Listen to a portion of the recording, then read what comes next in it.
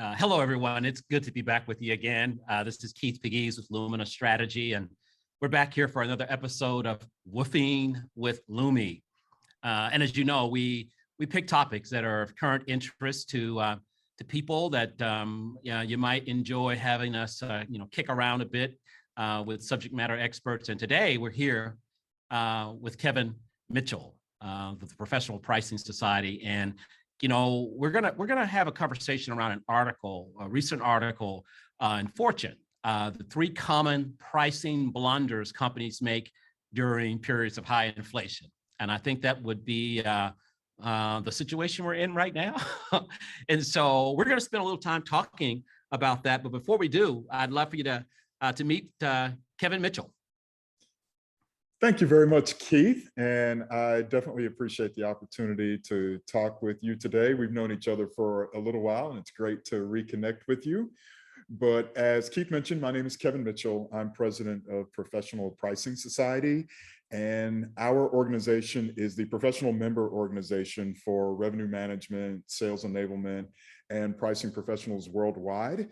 So if you are tasked in your company with making sure that your sales are profitable, or that you are trying to charge the correct prices for the value that your products and services provide, then my organization is where you go to get networking and training and certifications, and basically to figure out how to do your job better for yourself and your company. And Keith and I have known each other for a little while because he has been a speaker at Professional Pricing Society conferences before. And of course, he's a very knowledgeable person and someone that I always enjoy the opportunity to talk with. So Keith, thanks very much for the opportunity to talk with you again today.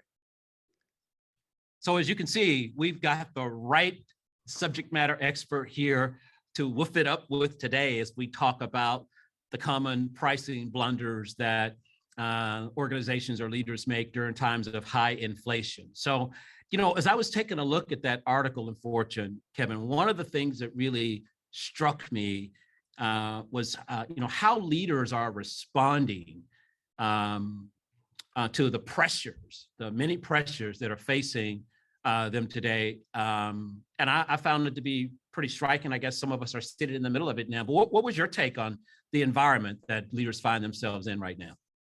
It's a very interesting environment, and we're seeing kind of a range of responses there. Some people are saying, hey, it's inflation. We haven't had this in the USA for 40 years.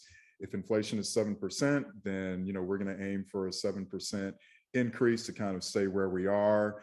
Other people are taking kind of a more nuanced approach. And Keith, I know that both you and I are big fans of looking at the value that you provide to your customer base.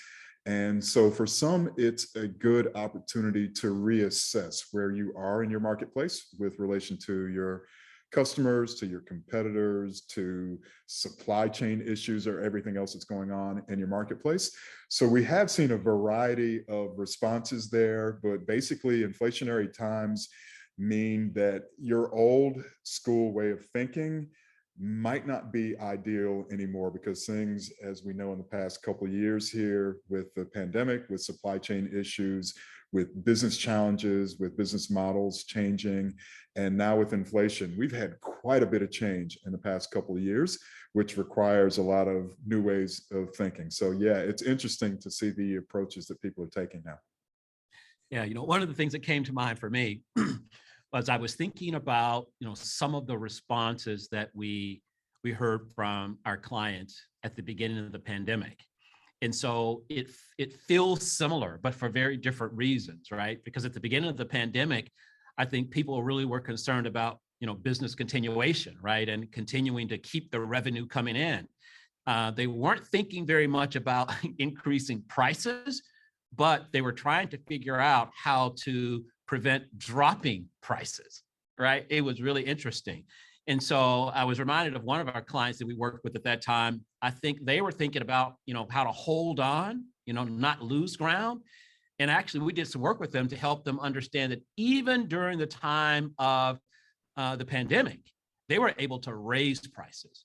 And the real secret, if you will, was getting inside of that relationship with the customer and understanding value. right? And they've been wildly successful since then. And so same kind of reactions, but very different motivations, right? Yeah, definitely. And one thing that human beings we are good at is, kind of like that first level hierarchy there of, survival first. So the first thing we're going to do is survive, and then we're going to worry about kind of moving up that pyramid a little bit later after that. But yeah, my organization, we were, believe it or not, in kind of a similar situation in the spring of 2020 as well. Typically about in pre-pandemic years up until 2019, and we're 40 years old almost, probably about half of our revenue would have come from our big in-person conferences that we have all over the globe. And of course, those evaporated just like that. So I know that what we did and what others in similar situations have done was try different approaches to virtual learning and online things and doing calls like this where you can still provide value to your marketplace. You can still train and educate even if you're not in the same room. You can still do certifications and networking. It might be a little bit different. We had a lot of missteps, as I'm sure a lot of others did as well. But yeah, it's interesting that once you have figured out, it's like, okay, we can survive if we think about how our customers and how our marketplace values our goods and services, how we can continue to deliver those. And then once you survive, then you can think about thriving, and then you can think about kind of that upside there. So yeah, there is a lot of that in the marketplace. Some of it hits very, very close to home with my team and me, but we were very lucky and very fortunate and made the switch. And hey, we're still here, as a lot of us still are. So there's good upside to come. Well, I know you all are preparing for your first in-person conference in 2.5 years. Yes, I love PPS. No better place to be than PPS. The community that you've developed is amazing. There is no community like it on earth. And I've attended many conferences and spoken at some of those conferences. So I'm speaking to someone with experience. So as your participants are preparing for the conference in Chicago in April, what do you think's on their minds, right? As they're preparing to come to the conference for a time like this, right? What's on their minds?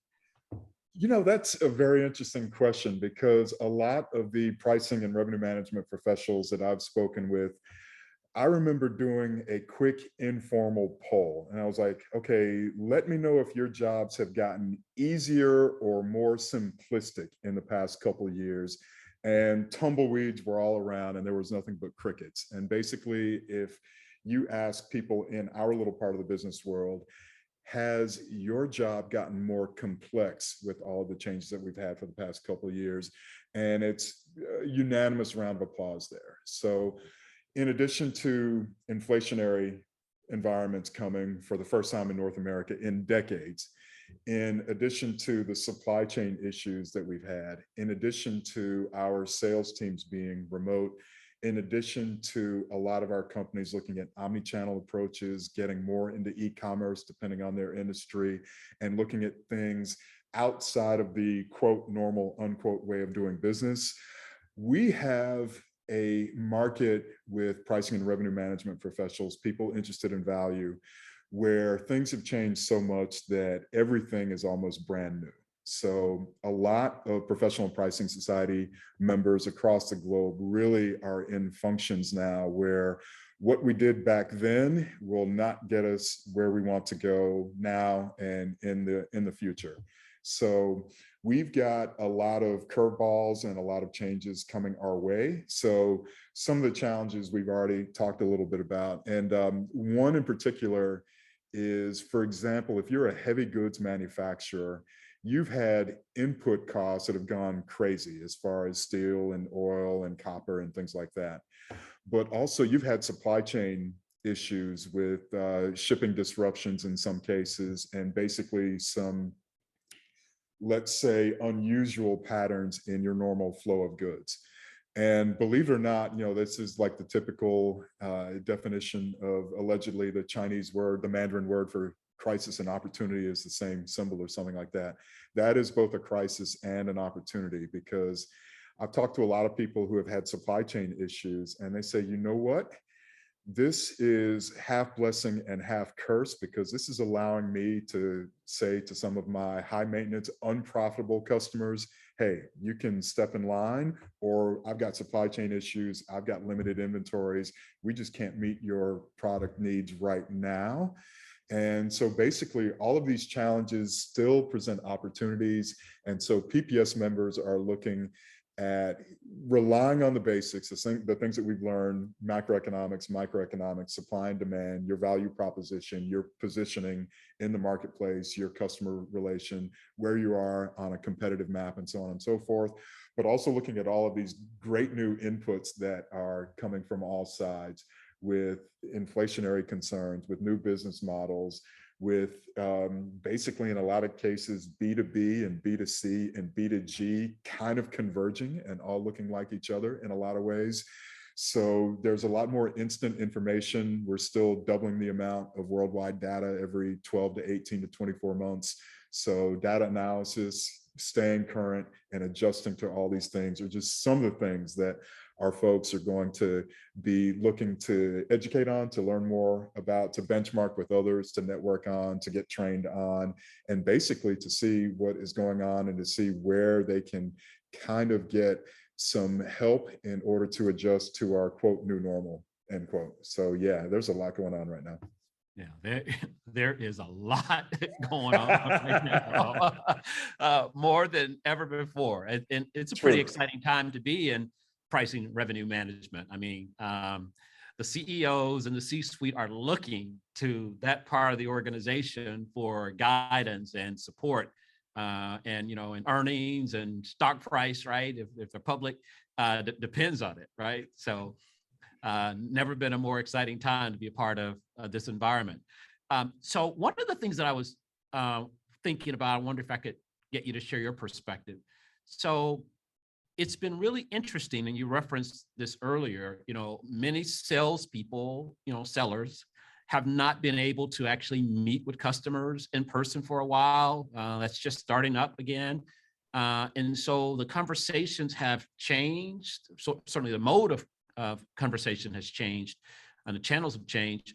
But if you were giving them guidance now, right, as they're going out, whether it's the sales team or the sales leaders or the CEO for that matter, going to have a conversation with customers today in this environment, what kind of advice would you give them? I would say, number one, definitely don't make assumptions about anything 2020 or 2019 and prior, just because businesses have changed so much so quickly with all of these external forces coming in. And really, it's been such a long time in some cases for many sales organizations that a lot of your established customers might have to think of them almost as new customers. One thing that connectivity and the pandemic and working from home and having more time in front of screens and other things like that have led us to do is basically to become better shoppers. So previously, we could all think of situations where we had our favorite organization to deal with, our favorite customer, our favorite vendor, our favorite salesperson, and so on and so forth. May not have seen him or her or them in quite some time. In that time, may have looked around, or at least try to see what else is out there. And so in a lot of cases, things that happened years plural ago may not really apply now. And it might be a new type of relationship where a lot of people in your customer base probably know a lot more about your offerings and about your customers' offerings than they may be letting on. I'm hearing from a lot of sales organizations now that in some cases, a significant portion of the whole sales process is done before any meeting, whether it be Zoom or in person, or even getting further down talking the contracts or something like that. We have had the opportunity now to basically get a lot broader as far as the information that we're able to disseminate and the information we're able to receive. And I would say for salespeople, no assumptions. I would think that lately your customers are probably more knowledgeable, have done a little bit more of their own research, and basically might look to you as a partner, as a problem solver, instead of just an overall wealth of information about what's going on there. So definitely ask, no assumptions. Maybe in some cases, think of it as a new customer relationship, just because things have changed so much there. Okay. Yeah, that's valuable and really insightful. And it reminds me, we actually are in the midst of some work now with the client. We've always seen that value propositions are changing because they're always changing, right? Or should change, right, to Right. meet the needs of customers as they change over time. But we've seen this acceleration, right, during the pandemic. And we're working with one client where we're out now testing the value proposition, and the extent to which that value proposition has changed from where it was pre-pandemic and the assumptions they were making, we have to develop a hypothesis before we go out and test, right? It's like night and day. And people just can't imagine, right, that what they were doing before that was so valuable today is a commodity, right? Or certainly less valuable. And so I think that's great advice. And we're seeing that happen in practice. And probably we've seen the acceleration of that change more in the pandemic than any, 2.5 year period that we've ever seen before, because the world has changed literally, right? Definitely. Yeah, definitely. And another part of that, and I like how you mentioned that with all the changes, I mean, it sounds like it's almost a new relationship. And again, you've got to unlearn or forget what happened in 2018, which doesn't seem like it was that long ago, but yeah, it was a long time ago when you really think about it now, if you think about where we all were in 2018. And another facet of this is we've all heard the term, great resignation or the great change. And so a lot of the people that were involved in your companies have moved on to other opportunities, perhaps left the job marketplace, perhaps re-entered the job marketplace. It's not only the new models and new situations and new economic concerns with inflation, but in a lot of cases, it's just new people and new ways of doing things. And yeah, so it's been a long time, definitely before my time, since we've had this big of a change in 2.5 years. So yeah, agreed on all that, definitely. So Kevin, if people are considering attending Professional Pricing Society conference, coming up in April 26th through 29th in Chicago, what should they expect? What should they expect from the conference? I've imagined there are some people here who could really benefit from, the incredible work you guys do at PPS and the incredible conference that you put on. Oh, definitely. Thank you, Keith. And yeah, as a veteran, as a speaker and an attendee at several of our events, it feels good to hear you say that. And of course, hey, we're going to welcome you back very soon. And so we look forward to hosting you as well. But basically, if you are sales manager, if you are a pricing professional, if you are revenue management, and maybe even if you have overlaps or Venn diagram coverage into operations and finance and product management and things like that. Basically, we are the organization where you can go and train and benchmark and network. Our event, as you mentioned, Keith, 4 days, kind of, if we split it in half, the first couple days are full day workshops. We have 10 full day workshops with testing and group exercises in a classroom setting, typically 20 to 40 people in a group or so, sometimes a little more, sometimes a little bit less, where you can go very deep into the discussion to the topics of your choice. And our workshops go all the way from core pricing skills to all the way up to advanced analytical methods, into partnership with sales and lots of other things there. And the second half of our conference is more of what we would think of as a conference approach, with conference keynotes and breakouts and networking sessions and things like that, where you can kind of set your own path. And we have 4 concurrent breakout tracks that run at the same time in the afternoon, where you can basically pick the best topics that fit your needs and your company's needs the best. But basically, our organization is where we will have hundreds of professionals who all speak the same language as far as looking at margins, looking at profitability, looking at doing business better, more efficiently, more effectively. And basically, it's not only a psychological group hub for professionals to be amongst themselves, people who know what they're talking about, know what their challenges are, but basically it's also a way to get the latest and greatest in thinking.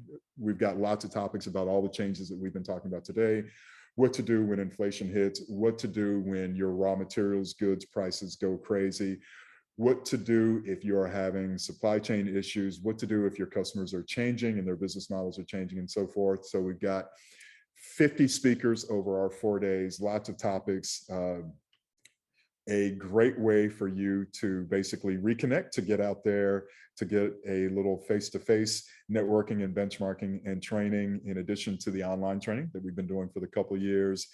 And believe it or not, this is our 33rd annual conference. So we are very, very excited to be back. As you mentioned, yeah, our last one was in 2019, in the fall of 2019, obviously skipped 2020 and 21.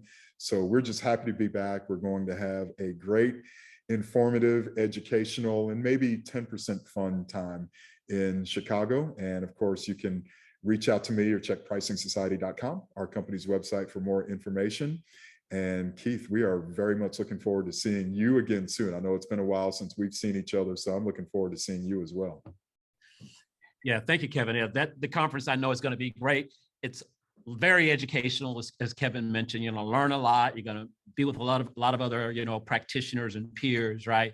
And then there's also fun. Like Kevin and I have had a little fun at conferences in the past, right? And before he breaks the news, he's got this video, right, of me karaoke. Okay, it was about karaoke. Now, I don't think he's going to release it. I hope he doesn't. But I wanted to be the first to say that if he produces a video, it's not me. It's just my likeness, but it's not me. Yeah, Keith has an evil but very talented twin brother who I think our conference was in Las Vegas, and we did it the right way. We didn't do it at one of the hotels or on the strip. We went to basically on, I think it's Fremont Street, where the locals, where the people really hang out. And yeah, so I have not seen Keith Pegues do karaoke, but I've seen Carl Pegues, his evil twin brother, do an amazing version of It Takes Two, Bob Bass. And I can be bribed. So if anyone on the Woofin with LUMI podcast or any Luminos customers are interested in seeing that, again, reach out to me. I can be bribed. The videos are there. It's in a locked vault somewhere in Las Vegas. But yeah, theoretically, Carl Pegues brought the house down. So yeah, and that's all I'm going to say on that. Yeah, the house collapsed. Right. All I have to say is that it's not me. But if you choose to take it public, we can raffle it off to the highest bidder, and we can give the proceeds to one of our favorite charities. How about that? I like it. Okay. I like it. That is something we can do. Well, Kevin, this has been great. Woofing it up with you, woofing it up with LUMI here. Any parting words you have for our audience? Keith, thanks so much for the opportunity to speak with you today. And hey, keep up your good work as well.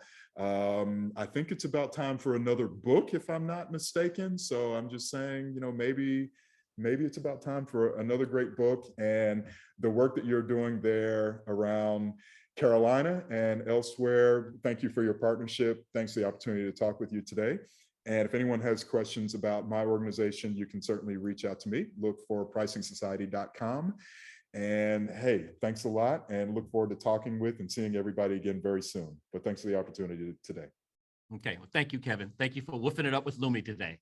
Thanks, Keith. Always a pleasure.